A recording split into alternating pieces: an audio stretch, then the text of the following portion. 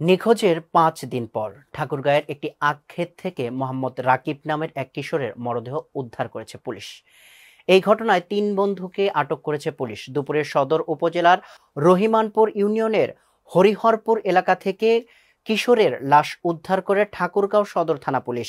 নিহত রাকিব ঠাকুরগাঁও সদর উপজেলার হরিনারায়ণপুর আদর্শপাড়া এলাকার রফিকুল ইসলামের ছেলে। আটককৃতরা হলেন ঠাকুরগাঁও সদর উপজেলার রোড সুগালমিট গেট এলাকার সন্তোষের ছেলে শ্রী রাহুল রায়, একই এলাকার আবু তাহেরের ছেলে মাহবুবুর, হরিহরপুর এলাকার মদন আলীর ছেলে আব্দুল কুদ্দুস, আব্দুল হাশেমের ছেলে বিপ্লব।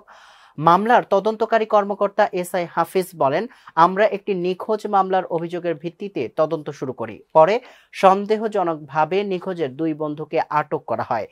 তাদের দেয়া তথ্যের ভিত্তিতে আমরা লাশ উদ্ধার করতে সক্ষম হয়েছি।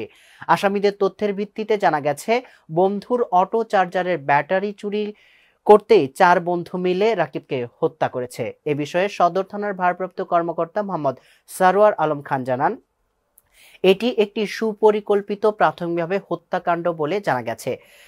প্রথমে কিশোরদের পারিবারিক থানায় একটি অপহরণ মামলা করেন, এখন এটি হত্যা মামলা হবে বলেও জানান তিনি।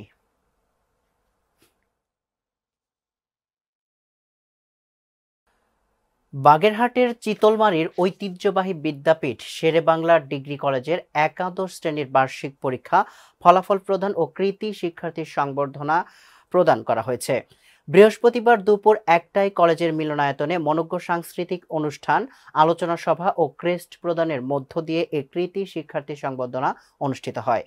অনুষ্ঠানে কলেজের ভারপ্রাপ্ত অধ্যক্ষ মিজানুর রহমান কাজীর সভাপতিত্বে প্রধান অতিথি হিসেবে উপস্থিত ছিলেন কলেজ পরিচালনা পরিষদের সভাপতি রুনা গাজী।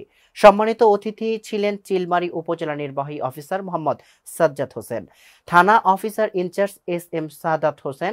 বিশেষ অতিথি হিসেবে উপস্থিত ছিলেন কলেজের পরিচালনা পরিষদের বিদ্যুৎসাহী সদস্য এস.এম. মনিরুজ্জামান, অভিভাবক সদস্য ফয়জুল হক কাজী, আক্কেল আলী, শিক্ষক প্রতিনিধি আক্কাস আলী, আমানত আলী ফকির, সুমা রায় প্রমুখ। অনুষ্ঠানের শেষে আমন্ত্রিত অতিথিরা কলেজের একাদশ শ্রেণীর ৩০ জন কৃতী শিক্ষার্থীদের ক্রেস্ট ও শুভেচ্ছা উপহার তুলে দেন।